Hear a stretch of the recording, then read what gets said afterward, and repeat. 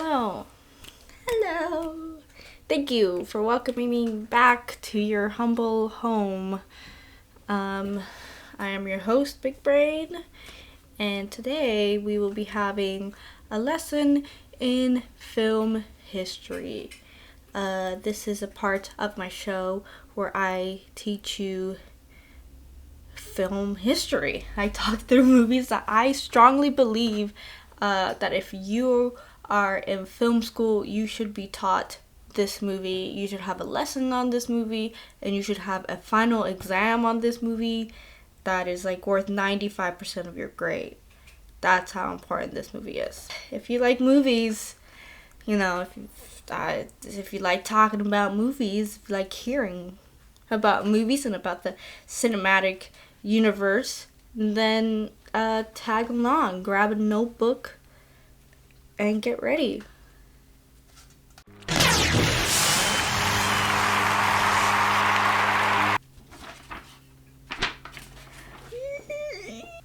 So if you haven't guessed already by the title already, this will be a film lesson on the wonderful movie Surf's Up. Because your film history professor won't teach you this film, I will teach you this film. So in order to teach you as to why I believe this film needs to be in the lesson, to create the lesson, we're going to be walking through the movie. Okay, I'm going to be taking you through the movie and as to why it's so amazing and as to why it should be followed by everybody and anyone. Surf's Up is a documentary. It is real. Meaning, this movie, Surf's Up, is real. Cody Maverick, the main character, is real. Because clearly, as you can see right here, there's a slate. They are slating the movie. That is how they are starting the movie. Because it is a documentary. It's like a reality TV. I think they wanted it to be like a segment in a reality TV show, but then Cody Maverick started becoming a really interesting character that they decided to do a whole documentary on him. Do you see that? Do you know what's happening in this scene? You don't, because you're not a filmmaker and I am. That's a boom. That is a light. And those are called barn doors. They're called barn doors. And you didn't know that, and I knew that because I'm a filmmaker and you're not. Which is why I'm very perfectly valid onto teaching you this lesson. Anyways, so this is Cody Maverick. Here's our main character. He is the person who we are following in this beautiful film. Okay? He's 17. He's a 17-year-old penguin. And this documentary is about penguins who surf. More specifically, penguins who surf in a competition called the Big Z Memorial, and it's hosted by the Sports Penguin Entertainment Network, I think is what it stands for. It's hosted by them, and I guess they decided to partner up and create a documentary. They didn't really explain why, they just go straight into the documentary. And Cody starts telling this wonderful story that is just a perfect introduction. Like, it is literally the introduction said for you. It is written out for you. This is what the film is. This is what the movie is. He talks about how when he was a little baby, he met a little surfer named Big Z. And Big Z is the greatest surfer of all time. And Big Z sees this little baby Cody as a little baby, and he gives him a little baby necklace, the one that he's wearing, has a Z on it, and he gives it to him, tells him to follow his dream and to never give up, and that sparked Cody's dream and passion to be a big-time surfer just like Big Z. I'm not exactly sure if it's like his audition or like a callback, because they are interviewing him first before him being approved to be in the competition. Because you have to be approved and scouted to be in the competition, in the surfing competition. And right now he's just talking about his passion, his dream, and he's clearly has said that he's not in it yet, and he's waiting to hear back from whoever to see if he's going to be in the competition. I think what makes this really funny and really true to nature is that Cody is from Antarctica. He lives in a city in Antarctica. I forgot what the city is called. I think it's called Shiverpool, Antarctica. That's where he's from. So if you were to visit Antarctica today, I believe Cody will be there. I don't know how long penguins live. But he was 17 when this documentary was made. So he should still be alive. You know, he'd just be a little old. We move on to another interview, another talking head of his brother. His brother, hold on, give me a second. His brother is Glenn. And one of the things that makes this documentary, this film, this cinematic piece, so incredibly real to nature, is that while he's having this interview, he's still doing his penguin duties. He is currently sitting on an egg so that it may hatch, as do the male penguins do. They sit on the eggs until they hatch. And here he's complaining because he's the only one who actually does penguin duties out of his family, because Cody is too focused on pursuing his dream, on pursuing his passion on surfing, that he is basically apart from the penguin community here in Shiverpool, Antarctica. So therefore his brother hates him. They mention his father. His father died. His father was tragically eaten. And they have proof of it. But what I want to know is how they got this photo of his father being eaten. When the documentary team came, it was kind of almost like they were like very firstly introduced into cameras and stuff. But his father was photographed being eaten. And I want to know who took that photo. Was it his mom? Is his mom deeply traumatized because her husband was eaten? Did she almost get eaten? Did the photographer get eaten? Is that why we don't know who the photographer is? I don't know. I think they should have delved into that a little bit more. You know, they start going a little more into not detail. It's become very apparent that his mother is disappointed in him, and his brother hates him because his brother thinks he's a loser because all he does is try to surf and does nothing more than surfing. So then comes this very iconic line that like is the solid introduction to this film. That if you've seen this film, then you know this line. I can say it in poetry form. Maybe you can understand. Cody's just a bum. Cody's this. Cody's that. Cody's this. Cody's me, bro. Let me be me. When is that gonna start? And then fade in. Whenever tomorrow is happy. So now we get deep more into the realm of this reality TV, and we get introduced to the producer of the competition. He's a porcupine. And he starts giving this little sob story about explaining how Big Z died. And that's why they do this memorial surfing competition in his honor. Because Big Z has died mid-competition, and it was very tragic. But then not penguin, what the heck is he? A porcupine. He doesn't care. He gets really upset, and then he tells him to cut, and then he's like, I don't really care about Big Z anyway.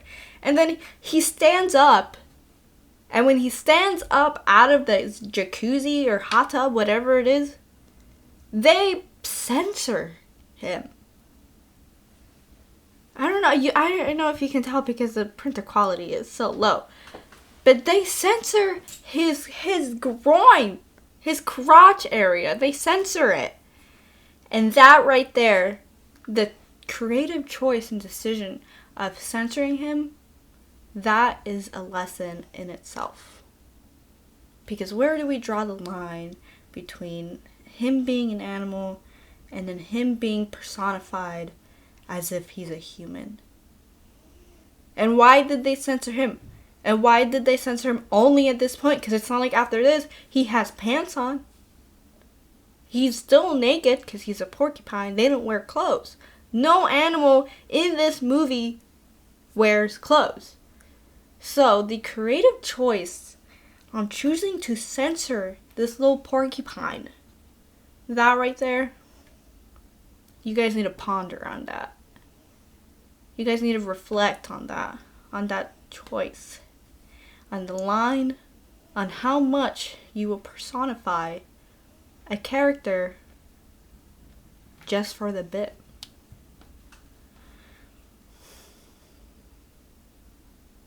Anyways, we're rolling on. We're moving on. We're going. They move very fast paced in this film, okay? I'm just taking a little slow because, you just gotta be slowly introduced into these things, or else you're just not gonna understand. So now we are introduced to this guy, Tank. And he is very obviously, clearly, the antagonist of the film. He is clearly the obstacle. He is clearly the bad guy. You wanna know why? Let's use our eyes. 1, he is large. He's larger than all the penguins there. He is the largest penguin out there. 2, his name is Tank the Shredder Evans. 3, it says, I think it's 9-time champion. Yes, 9-time champion. He won 9 times on the Big Z Memorial. But that also tells us that Big Z has been dead for 9 years. Or 10 years. He's been dead for 10 years, a whole decade. But anyways, besides that. And then 3, his eyes, which I actually didn't notice this until watching it back. His eyes are 2 different colors. One is red, one is blue. Makes him more menacing, makes him evil, makes him tough, makes him scary. We are very clearly and quickly introduced. This is the antagonist. We don't gotta guess. There's no surprise. There's no jump. It is at your face. He is the antagonist. It also doesn't help that the next scene is him killing a child. I don't know how this is rated PG, but he straight up runs over this poor little baby penguin. Runs him over, drowns him, hits him with his board. Do you need more proof as to why he's the antagonist? No. He's the antagonist. It's Film School 101, people. It's Film School 101. Okay? Next, we get introduced to the real brains of the operation of the whole thing. His name is Bird. That's not his name. I just can never remember his name. His name is Mike. Mike the Bird. He is the real brains of the operation. He goes scouring the globe, finding surfers for this competition. Surfers that he think will win. Surfers that can make it. He is the scatter. He is the agent. He is the brains. He is struggling. Stressed out of his mind. Has not had a good sleep. Is being yelled at. Is running around because he's a little baby tiny little bird. He is the brains of the operation. And then through him, we meet a new character. Dare I say, is the best character in the entire, cinematic universe. Every movie to exist. Chicken Joe. The only non-penguin in this competition. The only non-penguin that is a surfer in the Big Z Memorial for penguin surfing.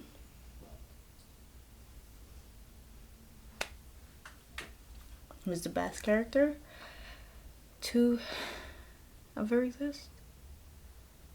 At first glance, he's not an important character, but I promise you, he is probably the most important character in this film. So poor little baby bird Mike is here like, okay, Cody, I'm here. Show me what you got. And okay, little Cody, he gets really excited. He swims out to the ocean. He sits there and he waits for a wave. No wave comes because it's Antarctica, and apparently Antarctica doesn't get like any waves. I don't even know how he's a surfer because he doesn't get any waves ever. So little baby bird Mike gets upset and he's like, whatever, start the whale, let's go. Okay? He starts running away. Cody doesn't give up. He doesn't give up. He doesn't give up. In a true main character fashion, he does not quit. The whale creates little waves as he swims away. So Cody uses those little waves to surf a little bit, but then he kind of drowns a little bit, but he still doesn't give up. He still swims and swims and swims and catches up to the whale. And then our best buddy, Chicken Joe, helps him climb up the whale. And Mike is like, you know what? If you went through this much trouble, you're at least entertaining, if not good, at least entertaining. So you know what? You're welcome onto the competition. You're more than welcome. Anyways, mind you, we're barely 15 minutes into the film. And this is already Oscar worthy. I can stop right here and the lesson will be done already. Anyways. So they make it to Pangu Island. And they start looking around. And then there's also this very iconic scene where Chicken Joe gives Cody a squid on a stick. And Cody's like, oh, this is really good. It tastes like chicken. But mind you, he's talking to the chicken. Do you see the comedic timing, the comedic geniusness? Because, you know, as a human being, for some reason, we base our senses and our taste on chicken. You know, you feed someone an alligator and you're like, it's okay, it tastes like chicken. You feed someone a bird that isn't chicken, you're like, it's okay, it tastes like chicken.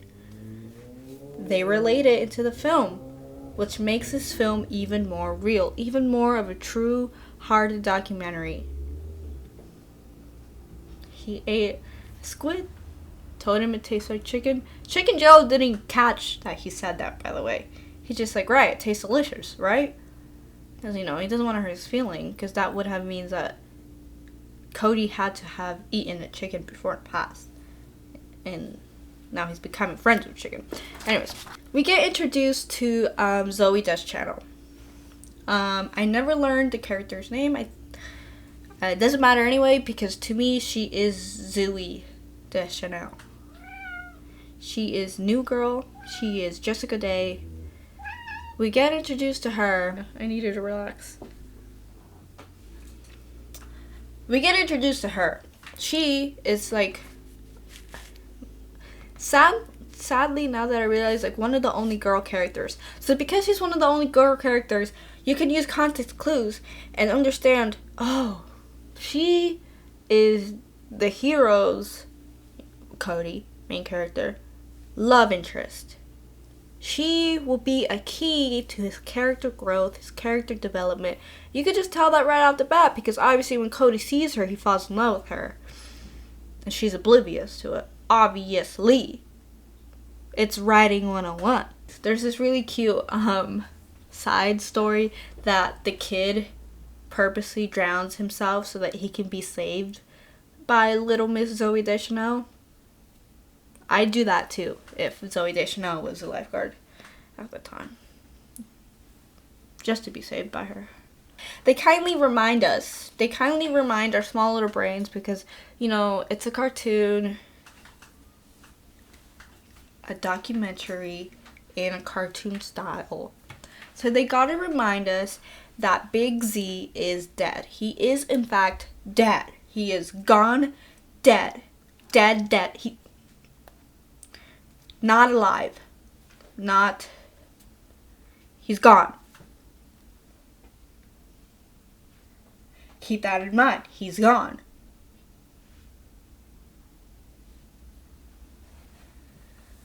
So Cody gets into an argument with Tank, and they battle it out surfing, and Cody fails really hard, and he basically he basically drowns. He basically drowns, and Zooey saves him. Zooey brings him back to life, resuscitates him, gives him CPR, and then she kidnaps him and takes him to her friend, Geek. This is Geek. This is Geek. This is Geek. This is Geek.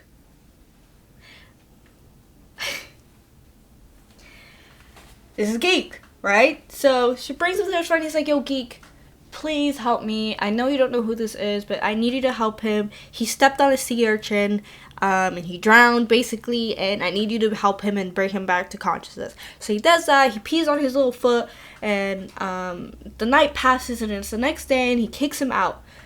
Because this interaction lasted more than 5-10 minutes of the film, this is the mentor. We have now been introduced to the mentor of the film. He is the mentor. The mentor-mentee relationship has begun. He's like, okay, I fixed your foot. You're fine. You can walk. You can leave my little hut. Leave me alone because I don't talk to anybody. So Cody gets suppressed, but then Cody's like, wait, I lost my necklace. The one that Big Z gave me and is my number one prized possession, blah, blah, blah. He gives a sob story. He feels bad. He's like, alright, fine. He goes back home. He finds the necklace. He gives him the necklace.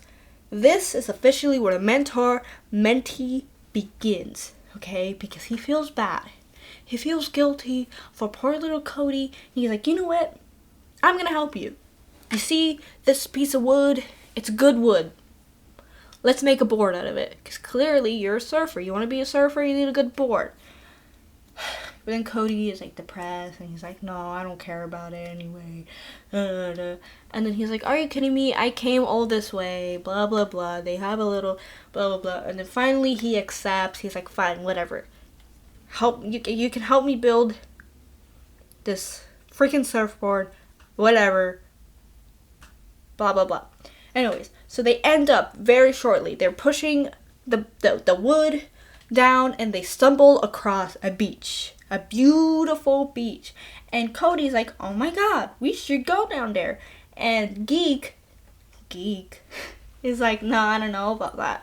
I don't think I want to go down there. But he's like, no, let's just go down there. So Cody very quickly goes down there.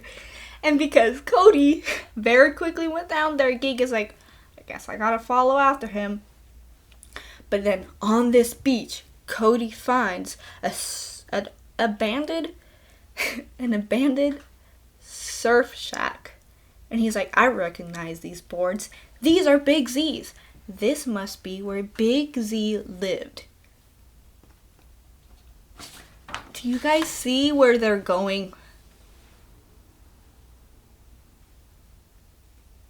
Because if you don't, it's okay. They spell it out for you anyway. Geek very slowly walks around the surf shack, all sentimental, slowly touching things, slowly going over the board, very nostalgic, sad. This is where both you and me piece together. Geek is Big Z.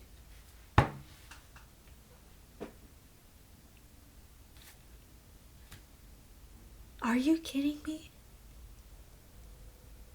Did you see that coming? I sure didn't. They told me 10 million times that Big Z was dead. And he's not. They told me 10 million times that this dude, his name was Geek. Now all of a sudden you're telling me that's Big Z? Anyways, I can't believe it. Cody can't believe it. Cody starts freaking out. The camera crew, because remember, it's a documentary. The camera crew freaks out and they're like, Big Z, why are you alive? I thought you were dead. He's like, I don't want to talk about it, blah, blah, blah, blah, blah, blah. They argue, they bicker. And Cody's like, now you absolutely have to be my mentor.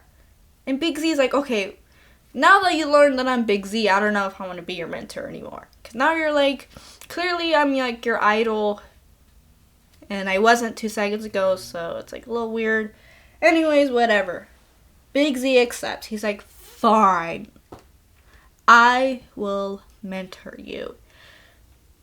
the very classic hero's journey begins. We are in the heart of Act 2. The sole purpose of the movie. The character growth of the movie. They do it so well. So he starts telling him how to build the board, and Cody becomes really impatient. He's like, I'm just going to build the board my way. So Big Z is like, fine, whatever. Do it your way. So Cody does it his way. And as you guessed it, he fails. He fails hard. The board doesn't work. Cody's upset. Cody's becoming impatient. And then he keeps trying, though. He doesn't quit. He keeps trying. But Big Z is now on his back. You know, the mentor-mentee relationship. I just want you to grow. And he's trying to explain to him that in order to be good at something, you have to be patient and you have to care about it. It's not about winning. It's not about a trophy. It's about the care, the friendship, the love, the fun, the enjoyment, the happiness. Alright, the happiness. And Cody's just impatient because he just wants a trophy. He just wants to win number 1. They get into another argument because Cody will not stop failing. And Cody keeps being mean to Big Z, taking things for granted, being impatient, you know. The very classic mentor-mentee, right? They do it to the T. Alright? To the T. Okay? Because you want to know why? Right when he finally gives up,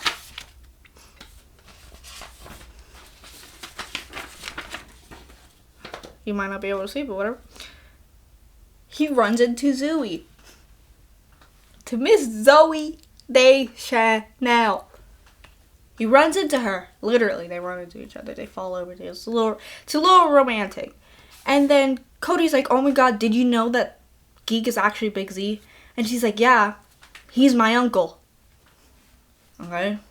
And she is like, yeah, Big Z is like the greatest. He's my uncle, blah, blah, blah. And then Cody starts to feel a little bad. And then she's like, you know what? You need some fun in your life. So this is where the love interest comes in. And the love interest allows him to get a character growth within himself.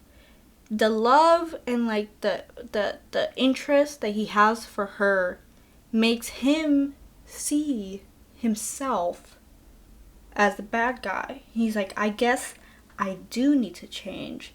And you were my reality check. Because you made me feel bad. So he goes back to Big Z.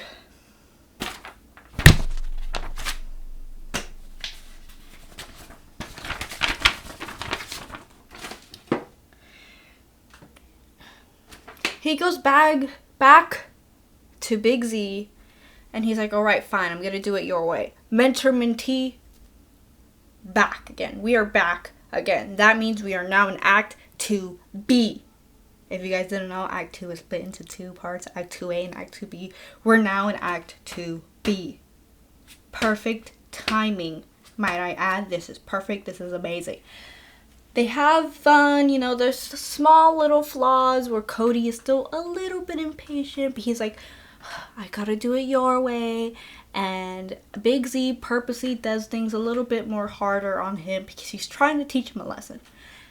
And the lesson is, it's not about winning, it's about having fun. It's not about caring about yourself, it's about caring for others. And he's trying really hard to get this through his head, and it's just not getting through his head. Until finally, Cody, at the end of the little montage, correctly predicts a wave. Not even trying, just like nonchalant. He's like, there's a wave coming, and it crashes into Big Z, and he laughs, and he's like, I'm having fun. He said the words, I'm having fun. So Big Z is like, there you go, you got it. You're a surfer now. So, to do some surfing. Montage, more surfing. More getting to know each other. And then we come to the very end of Act 2B. In the very end of Act 2B, we start learning. as to why Big Z faked his death. And apparently it's because Big Z thought to himself, he's no longer having fun. He cared too much about winning, so he purposely pretended to die so that he can stop winning and shelter himself and regrow as a mentor eventually. But then Cody doesn't get the message really. He sees it as, oh, so you gave up the thing that you have been telling me not to do. You give up.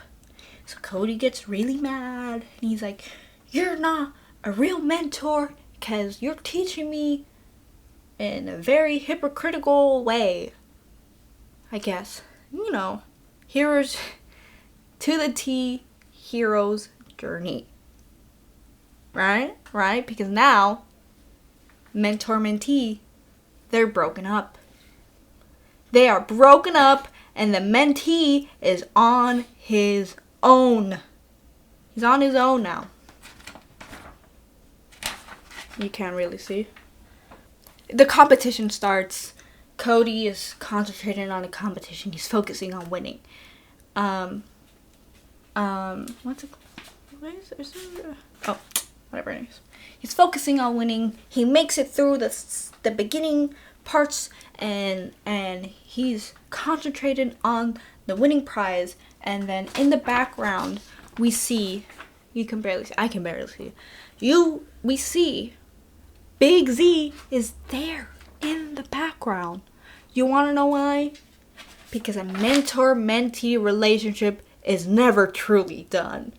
No matter how hard the breakup seems, no matter how dramatic, no matter how sad, the mentor will always care. That's what makes him a good mentor. Duh. So now we get to the finals.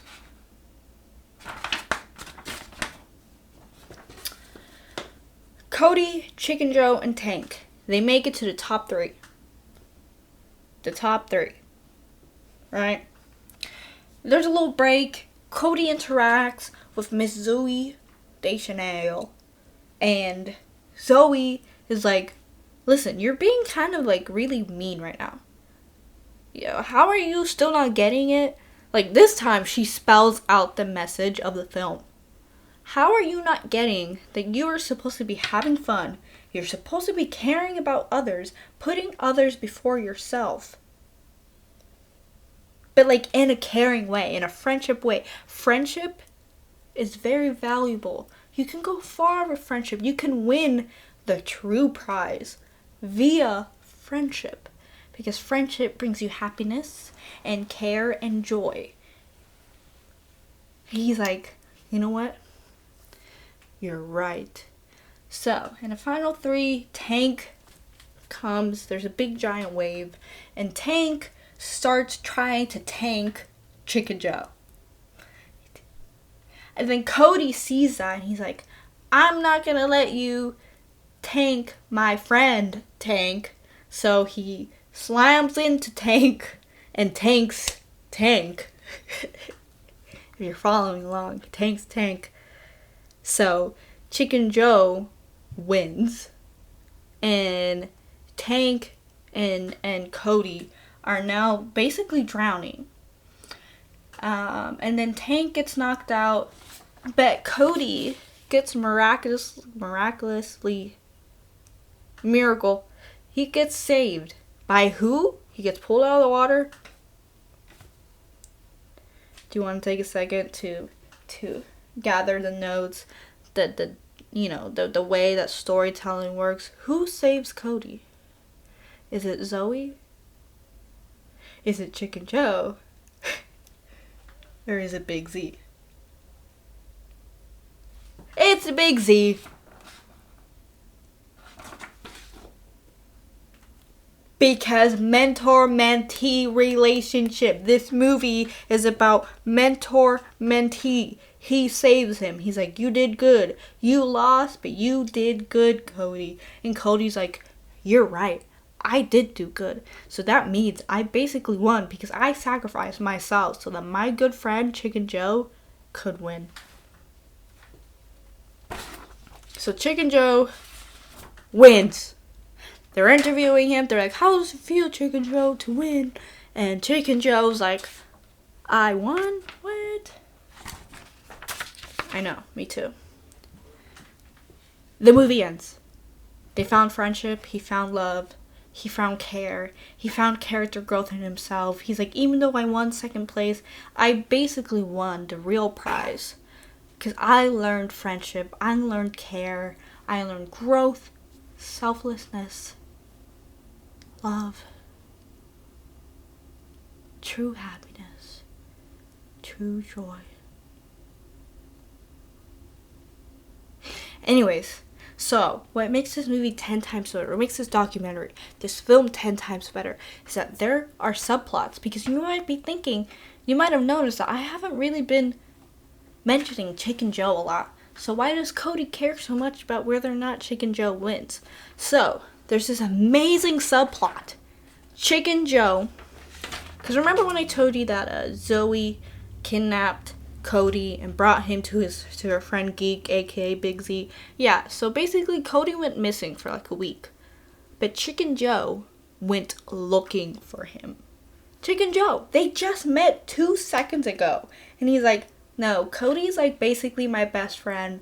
Even though we just met, Cody is my best friend. I gotta go searching for him. So there's this whole little mini plot line of Chicken Joe searching for him. And they do it in a really funny, interesting way. Because the camera crew follows him. And they come across like a tribe. I don't know if they're cannibals or what, man. But they come across a tribe and they kidnap Chicken Joe like 2 times and like try to cook him in a soup like 2 times. Chicken Joe is oblivious to this. He thinks that they're making him a king and whatnot. But it's because Chicken Joe is so focused on the goal of finding his friend Cody. Again, they really want to drill the message into our brains that the true winner is friendship. At the end, he finds Cody, obviously, and they do the thing. But then there's like this other really adorable plot line that also should be studied, a lesson within itself. These 3 children. What I want to know is, whose children are these? Because the dialogue, there's no way that this dialogue was written onto a script. I feel like it's like the director's kids, and they put him into like the sound booth, and they're like, okay, I'm going to ask you questions. I'm going to interview you, and you be true to yourself, and you answer the questions. Basically, these small little segments, the kids are like, yeah, we care about friendship. You know, they're siblings, I think. Or I think like them 2 are siblings, and then that's just their friend. But either way, they're like best friends, and they ask him questions. They ask him about Tank. Like, oh, Tank is a winner. Do you like him? They're like, no, we hate Tank. Tank is not a winner in our eyes. You want to know why? Because he's mean and he doesn't care about friendship. It's to reiterate, to reinforce the message of friendship. Friendship is all that matters. In everything. In all contexts, in all clues, in all life.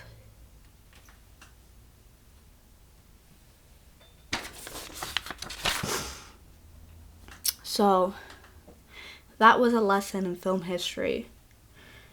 The movie Surf's Up does a beautiful job of storytelling, of story structure. Act 1, Act 2, Act 3, exactly on time. The movie never feels boring. There's never a point in the movie where you're like, alright, can the next thing happen again? No.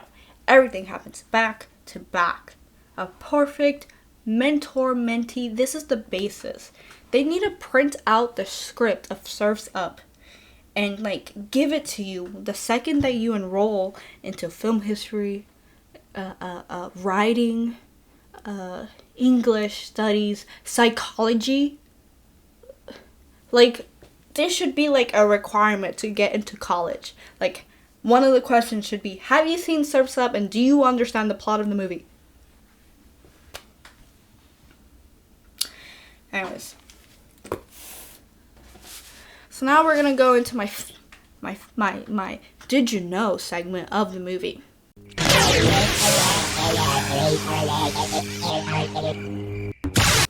Did you know that Cody Maverick is voiced by the one and only Shia LaBeouf? And did you know? Did you know that Shia LaBeouf is married to Mia Goth? And they have a child together? Did you know that? So, by connections, Mia Goth is related to Surf's Up, and their kid, therefore, is related to Surf's Up. Their kid probably is Cody Maverick.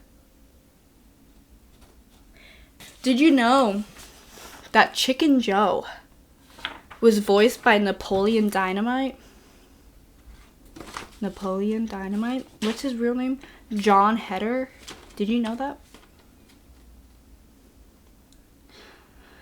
So, Napoleon Dynamite is Chicken Joe.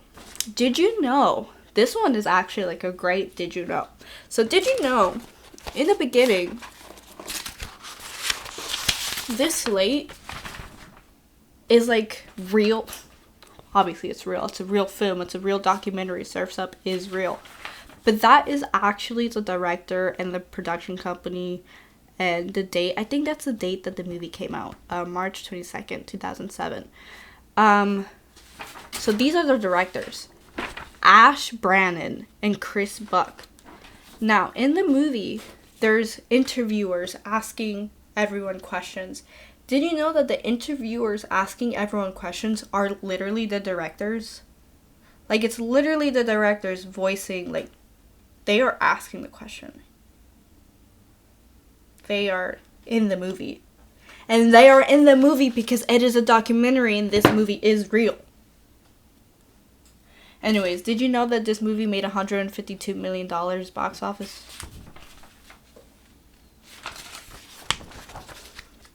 Anyways, that's all I have for my Did You Knows. And that's it for this segment of Big Brain, Small Brain, a lesson in film history, Surf's Up. Thank you for joining, and I hope to see you in the next one.